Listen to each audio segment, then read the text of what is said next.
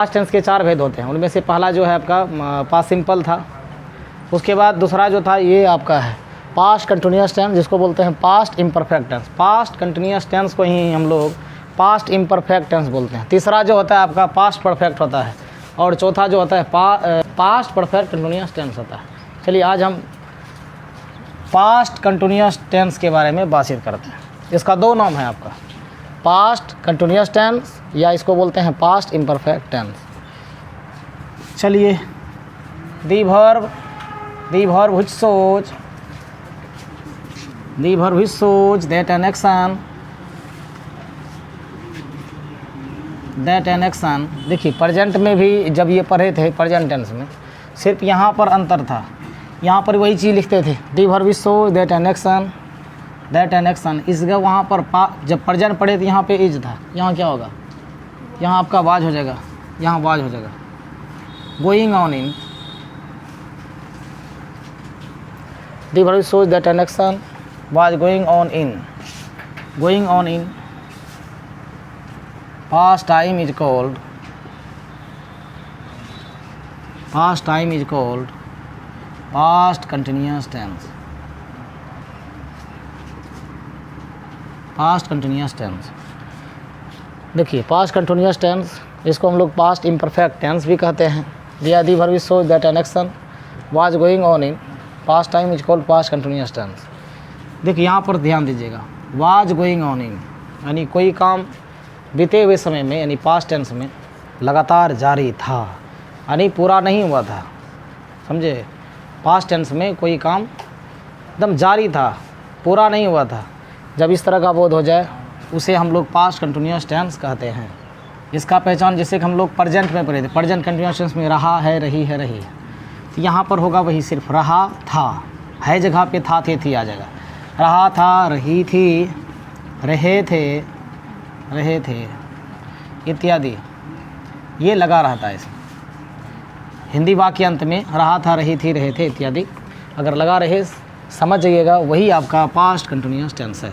Affirmative में आपका structure क्या होगा, अफर्मेटिव में आपका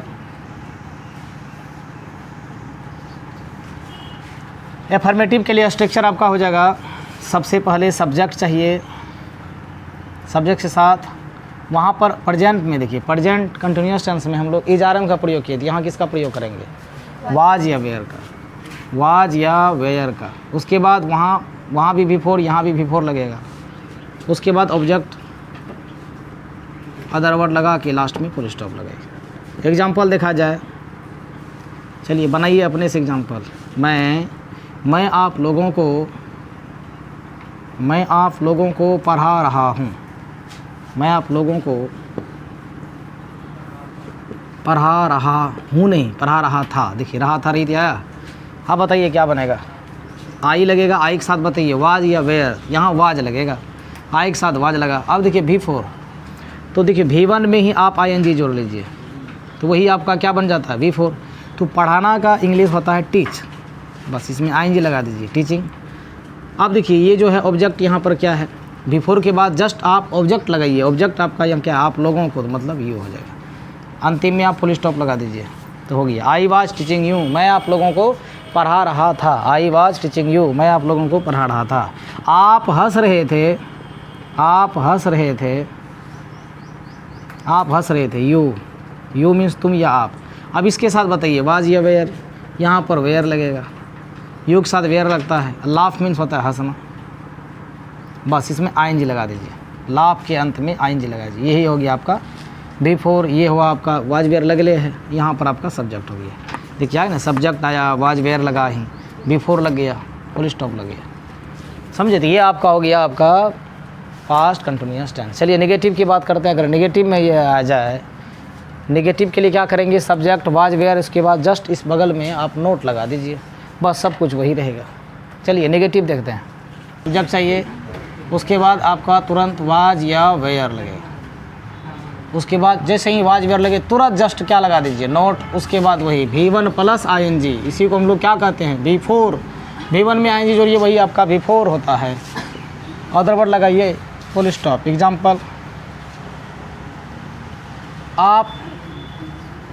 आप नहीं खा रहे थे, आप नहीं खा रहे थे, बताइए आप नहीं खा रहे थे, कैसे बनेगा? यू के साथ आपका वेयर लगेगा, तुरंत नोट लगाइए, इट मीन्स खाना, आईएनजी लगा दीजिए, यू वेयर नॉट ईटिंग, आप नहीं खा रहे थे। राधा किताब नहीं पढ़ रही थी, राधा किताब नहीं पढ़ रही थी। चलिए इनको बनाइए, राधा नहीं पढ़ रही थी, वाज लगेगा, नोट रीडिंग। देखिए ये सब्जेक्ट हो गया, वाज वेयर अपने जगह पर है, नोट भी अपने जगह पर है, V1 प्लस ING, यही ना आपका V4 हो गया। बगल में क्या चाहिए? ऑब्जेक्ट या अदर वर्ड, इसको क्या कहेंगे? किताबें ना ऑब्जेक्ट है, ए बुक कहाँ लगेगा? V4 के बाद। चलिए ये हो गया।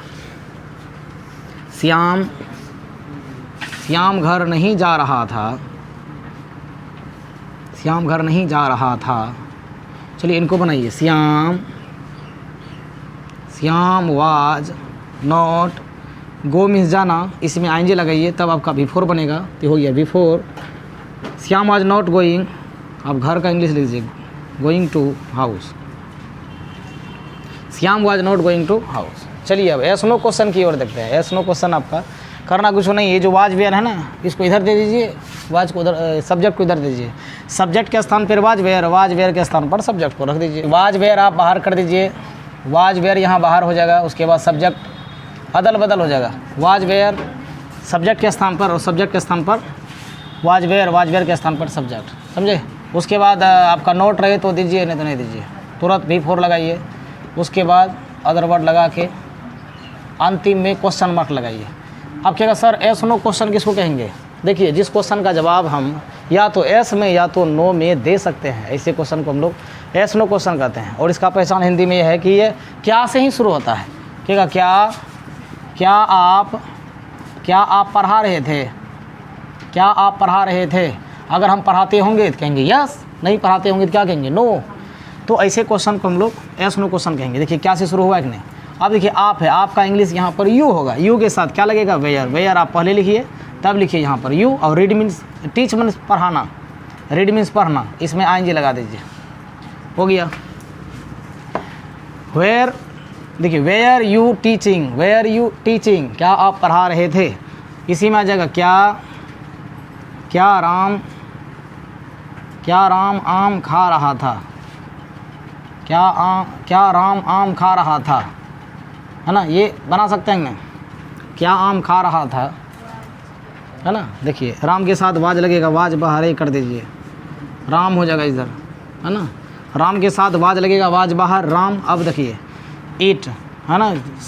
वाज वेयर लगा, सब्जेक्ट लगा, उसके बाद इसमें अगर रहता क्या राम आम नहीं खा रहा था, तब यहाँ नोट लगाते। इसमें नहीं शब्द नहीं लगा हुआ है तो नेट नहीं लगाएंगे। ईट मीन्स खाना, इसमें ING लगा दीजिए, हो जाएगा ईटिंग। अब देखिए मैंगो, ये मैंगो जो है आपका ऑब्जेक्ट हो गया, क्वेश्चन मार्क लगा दीजिए, समझे कि नहीं? चलिए अब WH वर्ड के बारे में बात करते हैं। WH क्वेश्चन स्ट्रक्चर देख लीजिए इसका। जैसे यहाँ पर क्या कीजिए, सिर्फ इस जगह पे आप WH वर्ड जोड़ लीजिए, WH वर्ड। उसके बाद पूरा स्ट्रक्चर ये आ जाएगा यहाँ पर, जो एस नो क्वेश्चन का स्ट्रक्चर है, ये टोटल आ जाएगा इस जगह। उसी तरह आपका वाज वेयर लग गया। उसके बाद सब्जेक्ट अपने जगह पर, नोट सब्जेक्ट के जस्ट बगल में रहे तो दीजिए, नहीं तो नहीं दीजिए। ऑब्जेक्ट ये क्या V4, उसके बाद ऑब्जेक्ट, वही ऑब्जेक्ट अदर वर्ड, लास्ट में क्वेश्चन मार्क लगाइए। जैसे एग्जांपल,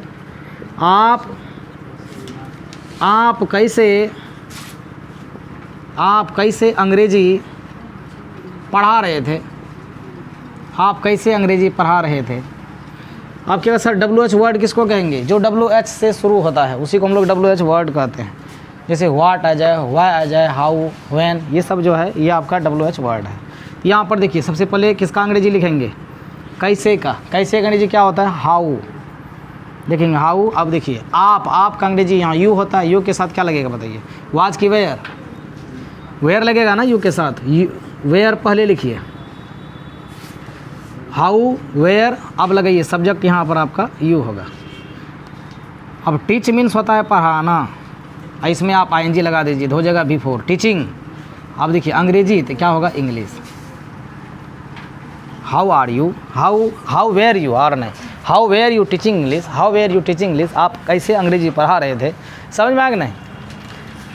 चलिए और सारा एग्जाम्पल लेते हैं इसमें, और एग्जाम्पल लेते हैं। क्यों नहीं विद्यालय जा रहे थे, तो Y were they not going to school, पहले वाई लगेगा तब वेयर, उसके बाद they not going to school.